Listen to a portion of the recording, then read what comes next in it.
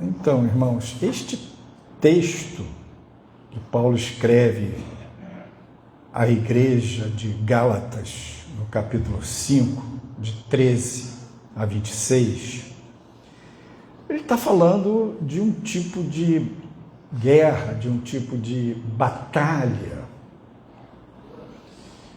Batalha da pessoa com ela mesma, batalha nos relacionamentos, batalha nossa com Deus, a guerra da carne contra o espírito, e como que uma oposição dessas duas expressões da condição humana.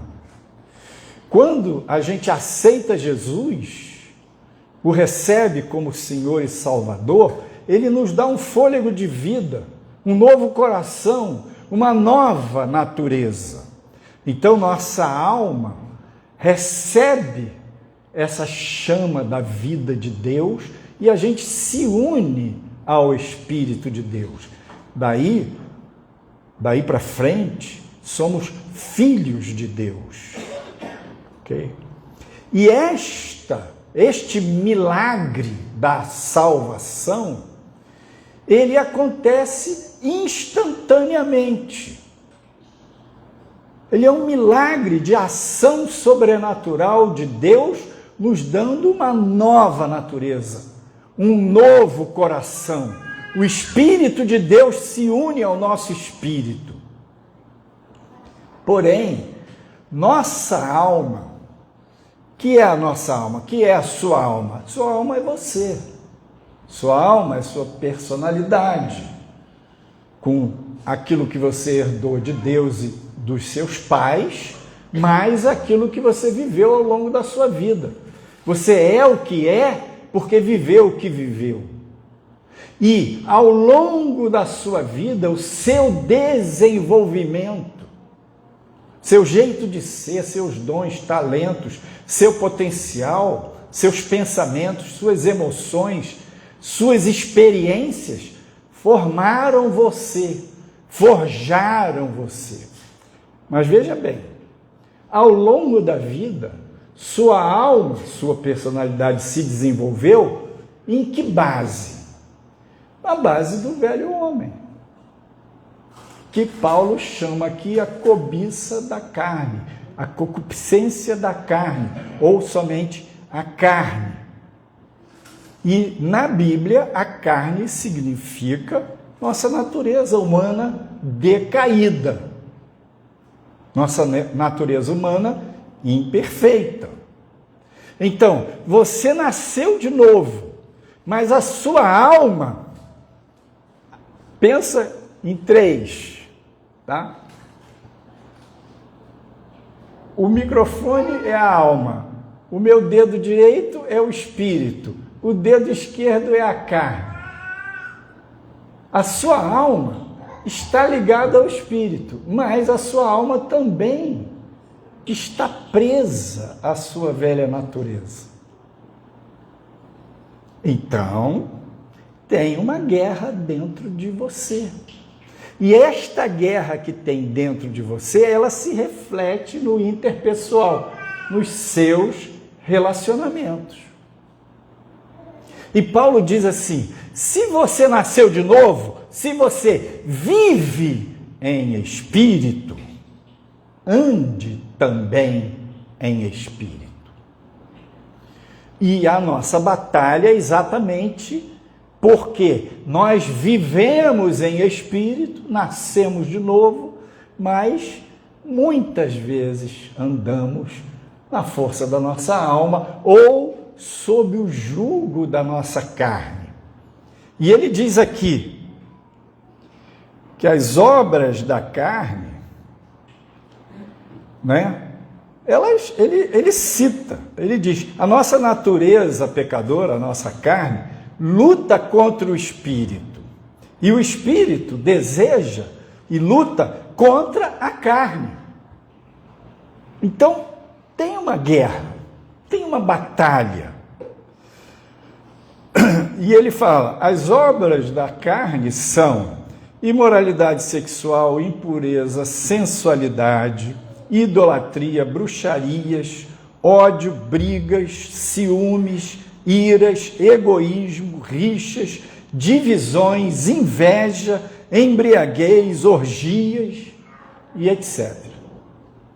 Então, se a minha alma está presa ao velho homem, ela vai produzir as obras da carne. Mas eu também estou ligado ao Espírito. E ele fala aqui do fruto do Espírito. Mas o Espírito produz amor, alegria, paz, paciência, ternura, bondade, fidelidade, humildade e domínio próprio. Então, você vê essas coisas em você e você vê essas coisas no seu irmão. Agora eu vou usar uma imagem que a gente usa para várias coisas. A noção de que todo ser humano é um mix de luz e sombra. Onde a gente não está dizendo que luz são todas as virtudes espirituais e sombra, as trevas, mas é o humano com as suas qualidades, luz. Então você é uma pessoa que tem qualidades, coisas boas, traços e marcas da imagem e semelhança de Deus. Você tem o Espírito de Deus. E sombra são as suas marcas da queda, da sua fragilidade, da sua pecaminosidade, da sua imperfeição, da sua impureza, seus erros, suas misérias. Todos nós, sem exceção, temos luz e sombra. E é disso também que Paulo está falando aqui em Gálatas 5. E o problema é que nós, com essa guerra dentro de nós, com esse paradoxo, convivemos com outras pessoas que também estão neste paradoxo. E é um desafio enorme. Vamos pensar assim, uma hipótese, que todo mundo esteja andando no Espírito. Todo mundo amando, sendo humilde, fiel, domínio próprio, mansidão, alegria, paz.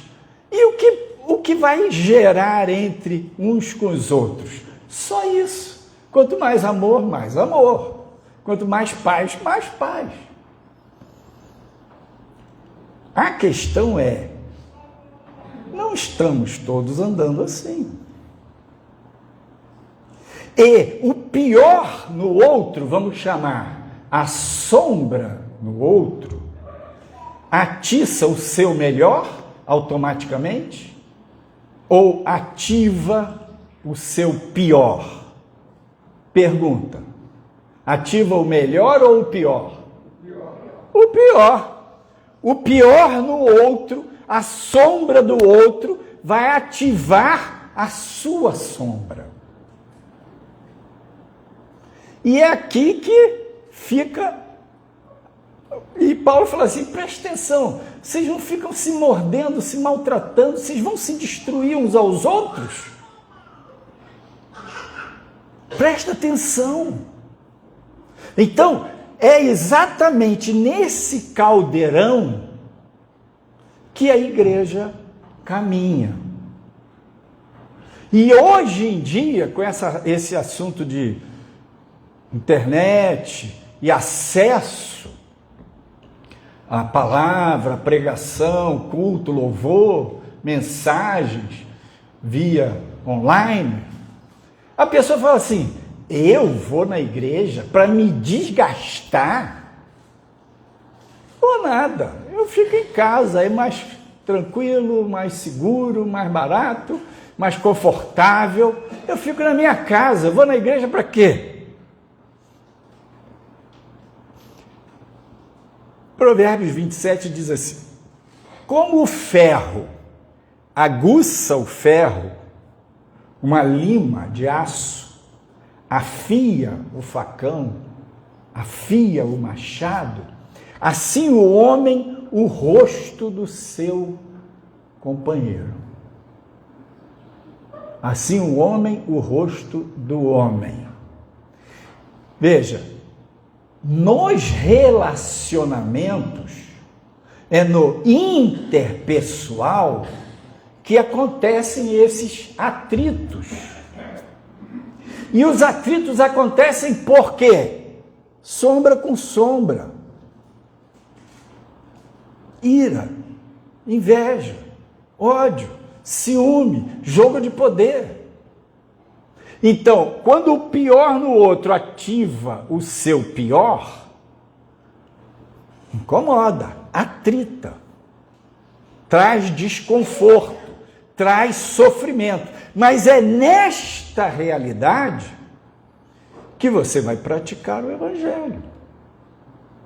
Porque a sua alma está apegada ao pó, está apegada ao velho homem. Sua alma, sua personalidade, seu jeito de ser, seus valores, seus mecanismos de defesa, seu amor próprio, estão todos agarrados naquele padrão antigo. Bateu, levou. Comigo, pisou no meu calo, vai levar.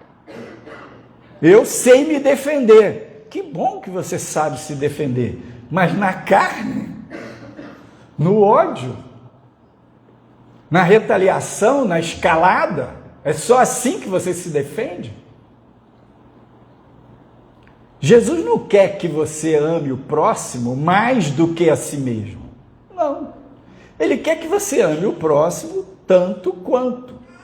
Tal qual você vai aprender a amar a si mesmo. Então, essa forma de se defender na carne não presta. Essa maneira de interagir com os irmãos na carne só vai dar mais obras da carne. É interessante porque Paulo ele faz um contraste das obras da carne com o fruto do Espírito. Veja, quando ele se refere às obras da carne, são obras plural. Fruto do Espírito é singular. O fruto do Espírito. E ele resume, o Evangelho de Jesus pode ser resumido nesse mandamento que ele citou: amarás o teu próximo como a ti mesmo. O fruto do Espírito é amor, paz, mansidão, humildade, alegria, fé, domínio próprio.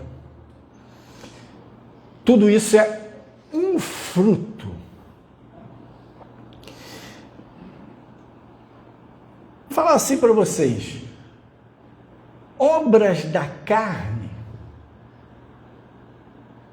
é você soltar, é você funcionar, reagir do jeito que der. Bateu, levou, é do jeito que você é, fala o que você pensa, faz o que você quer.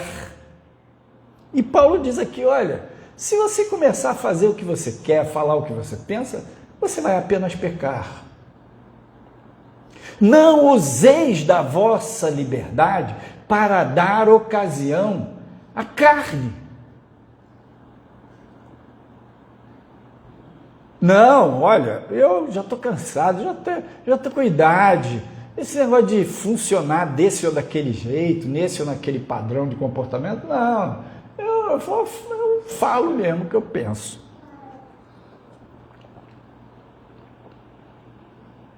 Mas o que você pensa, o que você sente, o que você quer, é livre do poder de influência do seu velho homem? Não, não é. Tudo que você pensa, que você sente, que você quer, pode sofrer influência da sua carne, do seu velho homem, da sua natureza humana de pecado.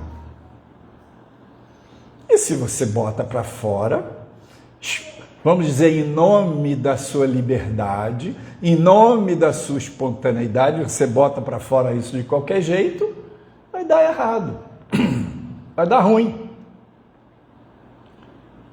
Então, o caminho na vida cristã, o caminho do amadurecimento, ele é um caminho estreito. Por quê?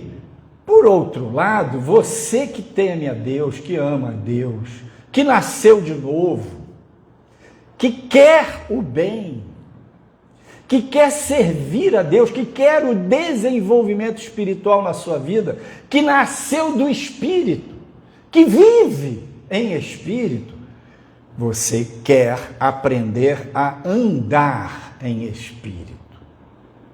E você, então, presta atenção para não dar lugar à carne, presta atenção para conter-se. E aqui, nesse exercício, o conter-se é necessário. Mas, quando você se contém e não busca a Deus, não aprende com Ele, não pede perdão, não perdoa, não pratica os princípios bíblicos, você apenas se contém. E você tenta transformar as obras da carne em obras do Espírito. Tem um risco aqui. Qual, pastor? O que a gente chama de caminho paralelo. Imagina que tem o caminho do Senhor, do crescimento, esse caminho estreito, de aprender não só a viver em espírito, mas andar em espírito.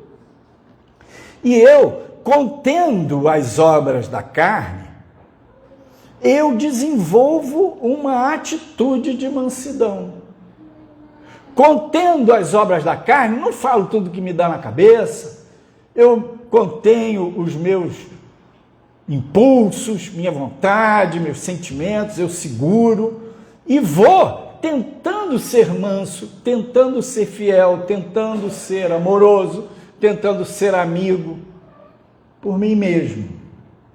O que vai dar? Um caminho paralelo. Eu vou desenvolver na minha alma, na força da minha emoção, do meu pensamento, do meu querer, um jeito de ser artificial. Isso não dá certo. Não vai prosperar. Porque quando sombra bate com sombra, atrito do ferro com ferro, dá fagulha, dá faísca. E você se segura, mas aquela irmãzinha, mas aquele irmãozinho me olhou de cara feia, me deu uma rabanada, não vai ficar assim. E você não aguenta. Tem um salmo que eu não me lembro no momento qual, ele diz assim, o salmista fala assim: então eu resolvi me calar, para não pecar na frente do ímpio. Então eu fiquei quieto. Só que a pressão foi aumentando e eu não aguentei, eu explodi. Esse é um problema. Qual o problema? É explodir? Explodir é humano. O problema não é explodir. O problema é o caminho paralelo. Tem gente que até aguenta sem explodir. Ou quando explode, é só atrito. E fica por isso mesmo. E aí você diz, não, realmente não tem jeito. Esses crentes não tem jeito. Eu vou me recolher. Eu não quero viver esse tipo de coisa. Ok, você fica em casa e na internet você pode ter até alguma conexão vertical com Deus. Mas as bênçãos que Deus tem, e elas fazem muita diferença. No nível horizontal, que é o interpessoal, é você na comunhão do corpo de Cristo. São bênçãos que vêm da parte de Jesus, na sua morte e ressurreição, mas que vêm nos relacionamentos. São respostas das suas petições, que vêm da parte de Deus, em nome de Jesus, mas que vêm quando o outro ora com você, quando o outro ora por você. Esse tipo de bênção e respostas horizontais, você não está na igreja. Quando a coisa esquenta, você se afasta para evitar os embates. Então, você nunca permite que Deus trabalhe completamente o lado sombra da sua vida. Então, um perigo de conter-se, e devemos conter-nos, devemos não dar lugar à carne, devemos segurar as obras da carne. Mas um perigo é você entrar numa coisa artificial do caminho paralelo. Quando você se contém, a pressão, você se contém, está acostumado com o pecado lá, pornografia, está acostumado com o vício de falar mal dos outros, acostumado com inveja, com competição, você está acostumado com um monte de coisa, você se contém. Aí aquilo vai gerar em você uma pressão crescente. E uma hora você vai botar aquilo para fora, outra hora você vai recair. E é nesta hora que pode ter o aprendizado com Deus, que é reconhecer seus erros, confessar, pedir perdão, liberar perdão. Aí é que a gente aprende. É nesse atrito, nesse processo que eu vou enxergar quanto que minha alma está presa à carne e o quanto eu quero me inclinar e depender do Espírito que habita em mim. E o Senhor mandou, a obra da cruz é perfeita, o sangue de Jesus me lava de todo pecado, eu libero perdão, eu peço perdão, e eu vou caminhando, aprendendo a apoiar minha alma na graça, na unção do Espírito. E o Espírito vai gerar em mim o fruto. Não são obras, não é o fazer de mim, por mim, para mim. É, eu me quebranto, eu me entrego, eu me rendo, eu me dobro, e o Senhor gera uma mansidão dentro de mim. Então, irmãos, esse caminho não é fácil, é estreito. E às vezes, hoje a Maria do Carmo falou sobre o primeiro amor, e a gente gostaria desse primeiro amor. Tem pessoas que têm uma experiência forte com Deus e ficam cheias do Espírito, experimentam alegria, paz, fé, mansidão, experimentam o fruto do Espírito, parece que elas foram milagrosamente transformadas. E foram. Só que depois a gente é levado para o deserto, e na provação do deserto, essa riqueza, essa abundância do primeiro amor, ela vai murchando. E Deus chama a gente para a caminhada do crescimento espiritual. Sabe aquele pique esconde-esconde que as crianças brincam? Pique-esconde. Crianças 8, 9, 10 anos. Hoje em dia não tem muito isso, né? Mas eu estava outro dia lembrando, eu brincava muito isso. 8 irmãos que eu tenho, né? Um monte de criança, a gente tinha os amigos. A gente brincava de esconde-esconde, de pique-esconde, polícia e ladrão. Então, o esconde-esconde um fica contando, fecha os olhos e os outros se escondem. E a brincadeira é, o que está procurando vai atrás para achar. Ah, fulano, aí corre, bate lá. Fulano está ali atrás da bananeira. E todo mundo que está escondido quer ganhar, quer ficar por último e se esconde. E o que está procurando quer achar. E fica essa dinâmica assim. Mas pensa que quem está escondido também gostaria de aparecer. No pique que eu brincava era assim, quem está escondido pode ir pulando de lugar em lugar até chegar mais perto. Se chegar e bater lá no poste primeiro do que o outro que foi procurar, ele está livre, ele está salvo, não é com ele que vai ficar a vez de procurar. Então ele ganha. Então ele tem que aceitar algum risco. Pensa que nessa brincadeira, você às vezes se sente assim com Deus, como o pique de esconde-esconde. Você estava na plenitude, na alegria, no primeiro amor, comunhão, tudo de bom. Daqui a pouquinho você pisou na bola. Daqui a pouquinho a sua carne apareceu. Daqui a pouquinho você pecou. E Deus é santo. E o pecado, o seu pecado, faz barreira entre você e o seu Deus. Cria uma barreira.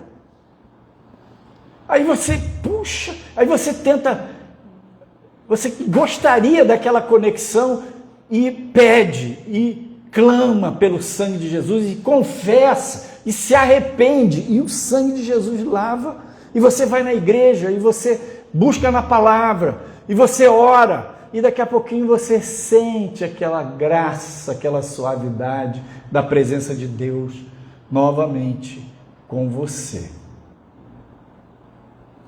Pastor, a gente vai ficar assim a vida toda? Tem gente que fica. Tem gente que não caminha no processo de confissão, arrependimento, de permitir que os seus atritos afiem, que a sua alma se quebrante, perca força no fundamento da carne e se incline para a dependência do Espírito. A pessoa não avança nisso. Fica tudo no artificial, tudo no religioso. Então ela não avança e fica sempre no relacionamento com Deus nessa base de esconde-esconde. Por causa do seu pecado, Deus se esconde. Não é ele que se esconde, é o seu pecado que esconde você dele. Mas aí depois você luta, se esforça, clama, pede perdão e tal, aí o sangue te lava e o pecado que estava escondendo você dele é removido porque o Senhor te perdoa e você encontra com a face do Senhor novamente, com a presença dele. Só que se você avança, vive em espírito, mas aprende a andar em espírito, você vai sair desse esconde-esconde. Você vai aprender a buscar o seu Senhor e se refugiar nele. E você vai descobrir que ele é o seu alto esconderijo. E você vai descobrir que o prazer dele é se revelar para você mais e mais. Você vai descobrir que o maior desejo de Deus é andar com você. E o maior desejo da sua alma é andar com Ele. E o esconde-esconde acaba. Por quê? Você anda em espírito. E é muito interessante porque você, cada vez que caminha mais com Deus, vai abandonando as obras da carne, mas você aprende a reprimir, aprende a não dar ocasião à carne, ao pecado, mas evita o caminho paralelo, artificial, falsificado de uma religiosidade aparente. E você vai aprendendo a depender do Espírito. E nessa caminhada, você não deixa de ser uma pessoa autêntica. Você não usa a sua liberdade para dar ocasião à carne. Você aprende a distinguir o que dentro de você é inveja, é cobiça, é maledicência, é o gostinho de falar mal do outro. Você aprende e você fala, não, isso aqui não presta, isso aqui eu não vou liberar. Em nome da liberdade, em nome da sinceridade, você não vai meter o pé na jaca do pecado, das obras da carne, da ira, da contenda, da inveja. Não, vou mesmo, Você não vai mais fazer isso.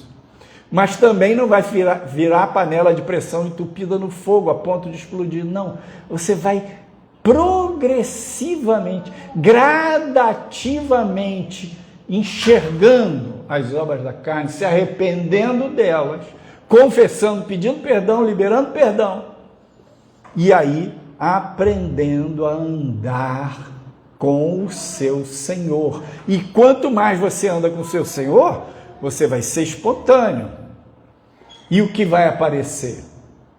Mansidão. O que vai surgir? Amor, domínio próprio, alegria no Espírito Santo. Você passa pela tribulação, está doendo, mas você se alegra no Senhor. É estranho isso? Como pode? No meio da tribulação, eu estou sofrendo e ao mesmo tempo estou me alegrando no Senhor. No meio dos problemas, eu estou aflito e ao mesmo tempo estou em paz. Porque a paz do Senhor lá no fundo do meu coração me conforta. Este é o caminho de Deus. Este é o caminho do crescimento. Que Deus os abençoe.